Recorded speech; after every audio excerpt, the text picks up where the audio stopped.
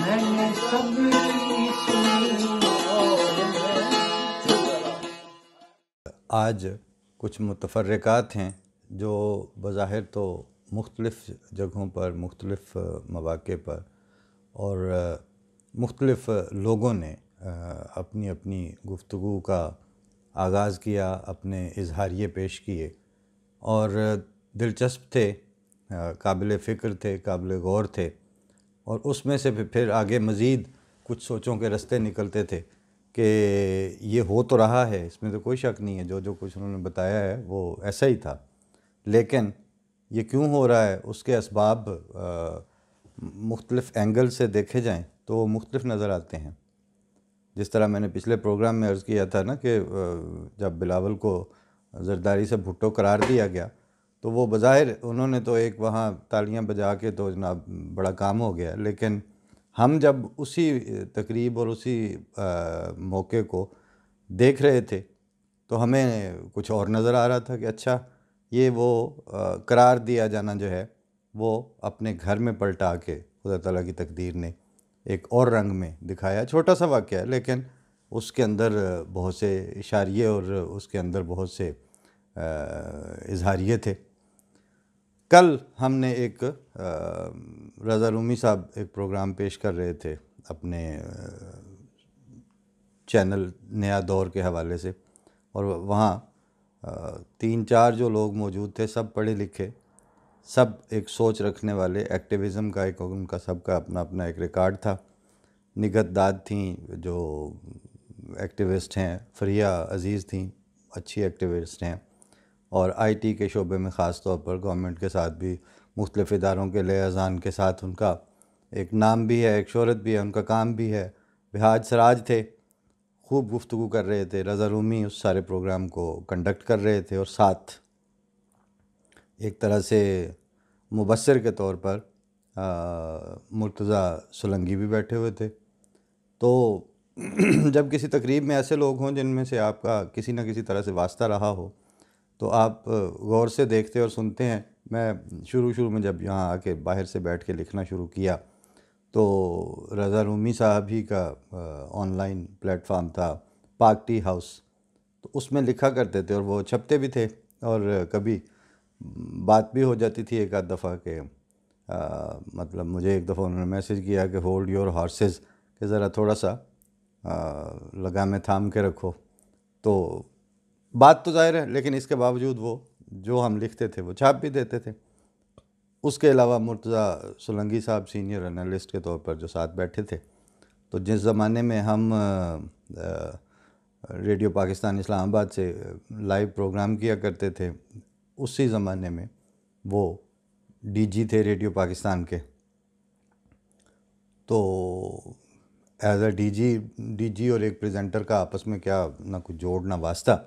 लेकिन इतना ज़रूर हो जाता था कि वो जैसे वो गालिब ने कहा ना, मगर इतना पता है कल वो जाता था कि हम निकले। तो ऐसा ज़ाहिर है कई दफ़ा होता था कि वो अपने दफ्तर को ऊपर लिफ्ट से चढ़ रहे हैं तो हम वापस निकल रहे हैं, तो वो इतनी हेलो हाय। फिर उन्होंने उनके साथ जब रिटायर वहाँ से हो गए तो कराची जाके भी उन्होंने मीडिया ही के हवाले से मुख्तलिफ़ जगहों से अपनी प्रेजेंस जो है उसको बड़े उससे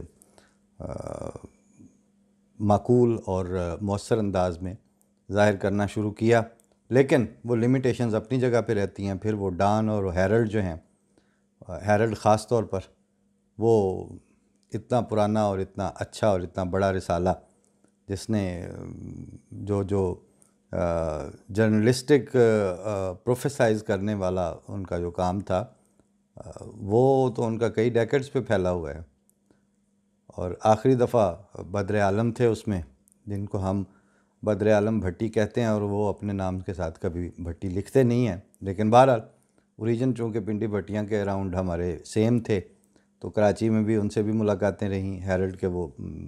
चीफ़ एडिटर हुआ करते थे। बाद में क्या हुआ कि जब इदारों के साथ स्क्रू टाइट करके और एक ख़ास तरह का सेंसर जो है वो बहुत ज़्यादा इंट्रोड्यूस करवाया गया तो रज़ा रूमी जो है उनको बहरहाल तर्क वतन करना पड़ा और उसके बाद जो मेन स्ट्रीम मीडियम से हट के वो सोशल मीडिया की तरफ आए और बद्र आलम जो हैं उन्होंने जाके सुजाग संभाल लिया। और सुजाग टीवी में आप अक्सर व बेशतर कोई अच्छी ज़िम्मेदार और दयानतदाराना तफासील के साथ मुख्तलिफ़ वीडियोस देखते भी हैं। पिछले दिनों आपने वो उस्मानी साहब ने जो एक वीडियो पेश की हुई थी वो भी देखी है सब ने, तो वो उसको अब चला रहे हैं सुजाग को, और रज़ा रूमी अब नया दौर को हैंडल कर रहे हैं और उनके साथ हैं दूसरे दोस्त भी। विहाज साहब ने कमाल गुफ्तगू की और क्लासिक्स में से मतलब अकबर अलाहाबादी तक के जो अशार थे वो आज यानी 100-125 साल पहले की जो उनकी बातें थी कि जिस पार्क में हज़ारों आंखें मुझे देख रही हों और जगह जगह मुझसे लाइसेंस तलब किए जा रहे हों, तो कहते हैं मैं तो उस पार्क में अब सैर के लिए नहीं जाता। तो उन्होंने फिर दिखाया कि वहाँ पर अब पाबंदियों से पाकिस्तान पूरा इस वक्त वही पार्क बना पड़ा है जिसमें सैर करने से अकबर अलाहाबादी ने इनकार कर दिया था। तो विहाज सराज कहते हैं कि इस तरह की पाबंदियाँ और ऐसी सफोकेशन में हम अब कैसे बाहर निकलें और कैसे सैर करें। मजमूई तौर पर जो चल रहा है उसको लोग बताते भी हैं इतनी एहतियात के साथ कि जब वो सोशल मीडिया के हैशटैग्स की बात करते करते तो मैंने गौर किया कि रज़ा रूमी साहब ने बहरहाल इतनी एहतियात की कि शियों को मार दो वाला जो शिया किलिंग का हैशटैग है उसका वो जिक्र कर गए, लेकिन जो हर 6 महीने में 1-2 दफ़ा अहमदियों को मार देने वाला हैशटैग है उसका बहरहाल ज़िक्र नहीं कर सके, क्योंकि वो फिर उनकी ज़ाहिर है कि एक गैर जानबदारी जो है वो इस वक्त चलन ही ये है कि जो अहमदी का ज़िक्र नहीं करेगा वो अच्छा गैर जानबदार मुबस्सर है। तो ठीक है, इसमें कोई हर्ज नहीं है, करते रहें। लेकिन निगत दाद ने और फरिया अज़ीज़ ने जो बातें की कि अब पीटीए जो है उसने क्या क्या कुछ इंट्रोड्यूस करवाया, पाकिस्तान टेलीकम्युनिकेशन अथॉरिटी ने किस तरह जो पाकिस्तान की बैंडविड्थ है उसको मिनिमाइज़ और स्क्रूटनाइज़ करने और उसको बल्कि स्क्रू टाइट करने का जो प्रोसेस चला हुआ है उसके अब असरात कहाँ कहाँ आ रहे हैं। और पोर्नोग्राफी के प्रीटेक्स्ट के ऊपर वो एक तरफ रही तो उन साइट्स के नाम पर जो आम आदमी और इंडिविजुअल के अकाउंट्स और इंडिविजुअल की आज़ादी और इंडिविजुअल के ट्वीट्स और उसकी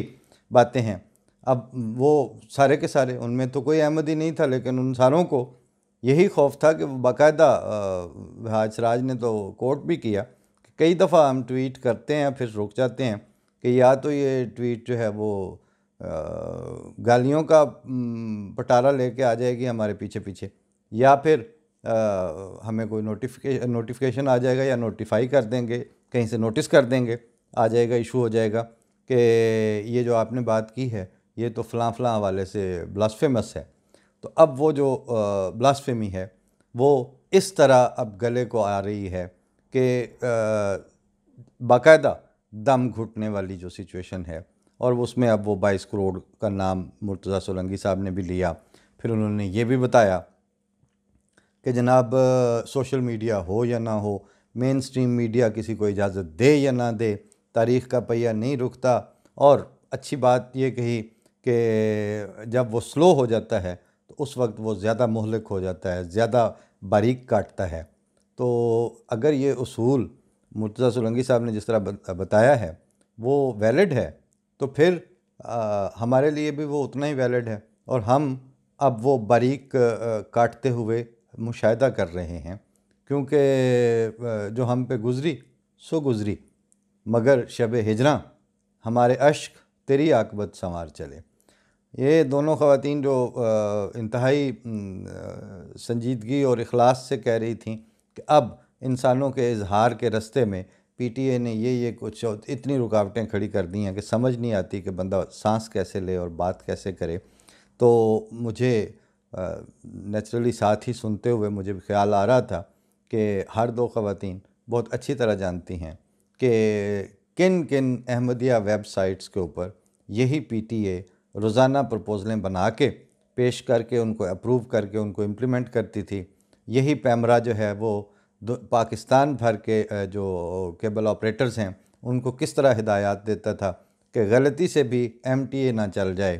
तो उस वक्त कोई बोला नहीं, किसी ने उस पर बात करनी ज़रूरी नहीं समझी,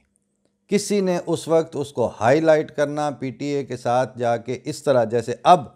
बात करते हैं इस तरह बात करते हुए कभी नहीं सुना किसी। ये एक्टिविज़म के इदारे भी सारे पाकिस्तान में उसी तरह मौजूद थे, ये सारे सरबर आवुर्दा नाम एक्टिविज़म के ये भी उसी तरह मौजूद थे। लेकिन जिस वक्त ये स्क्रू टाइट हो रहे थे, गला घूंटा जा रहा था, एक्सेस डिनाई की जा रही थी और अपने घर में MTA या अपना alislam.org या अपनी अहमदिया वेबसाइट्स की बात उनके बिल्कुल काट के फेंकने वाला अंदाज में उनके ऊपर तबर रखे जा रहे थे, उस वक्त किसी की आवाज़ आपने कभी नहीं सुनी। तो फिर कुदरत का एक निज़ाम तो है, वो जिन जिन वो मुबारक सिद्दीकी साहब एक अपनी नज़म में लिखते हैं कि वो जहाँ जहाँ पे कली एक शहीद की तुमने वहीं वहीं पे निखर कर गुलाब आए हैं। तो बात यह है कि जब कुदरत अपना इंतकाम लेती है या अपने मकाफ़ात के तौर पर आपको इस्टेब्लिश करके उसने दिखाना होता है तो फिर तो वो उसी फील्ड में करेगी ना। ये तो नहीं हुआ कि आपने इजहार के रास्ते बंद किए और उस पर जुल्म किया तो आपकी सिर्फ आशोब चश्म आपको हो जाए या आपके कान बहरे हो जाएं जवाबी तौर पर। कुदरत आपसे फिर उसी फील्ड में आपके इजहार ही बंद होंगे। एहानत की आपने जब कैंपेन चलाएंगे तो आप उसको उसके जो जब जवाब आएगा खुदा ताला की तरफ से तो तौहीन ही की सूरत में आएगा, बेवकारी की सूरत में आएगा और वो फिर उस वक्त देखने वालों को नज़र भी आ रहा होता है। बगलें बजाने वाली अलबत्ता बात कोई नहीं होती, क्योंकि खुदा ताला की तरफ से जो जवाबी इस तरह के कौमों के ऊपर या मुआशरों के ऊपर या अफराद के ऊपर ये वक्त आते हैं तो उनको जिनकी तरबियत खुदा ताला के फ़ज़लों से हुई हो उनको जो ज़ेब नहीं देता कि वो उस पर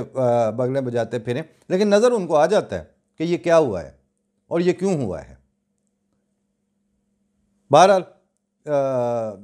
इनफरादी तौर पर भी वहाँ हमारी बात हुई एक दिन पिछले हफ्ते नजमा सिद्दीकी साहिबा से, पहले कभी कभी उनका जिक्र हो जाता है। आईना अब्सार जब हमने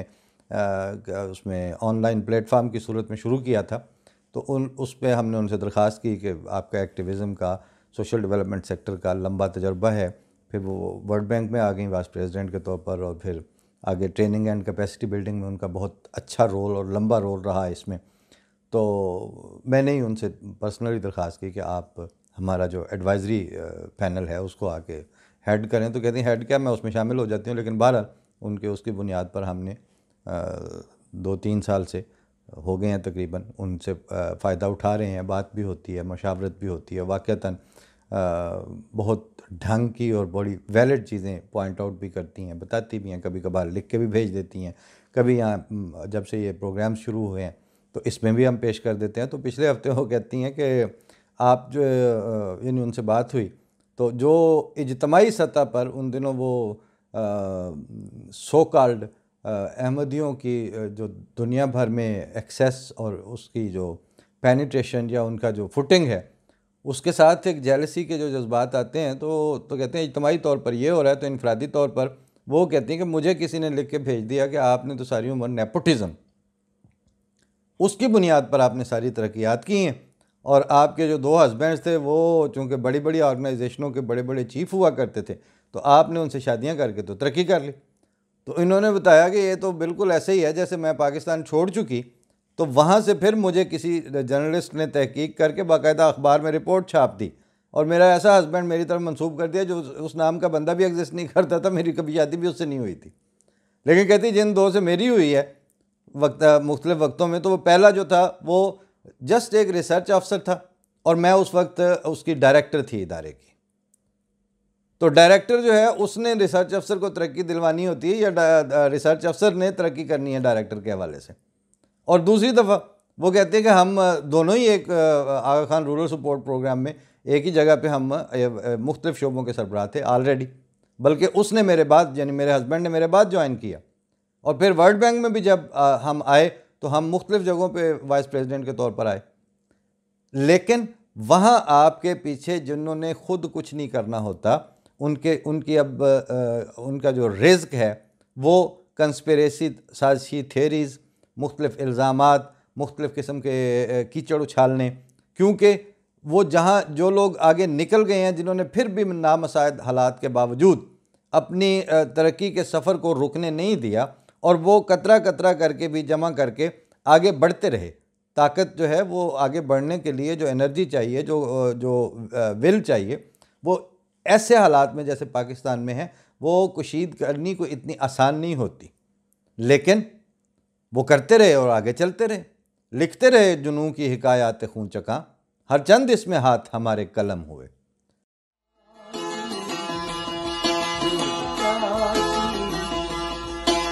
गई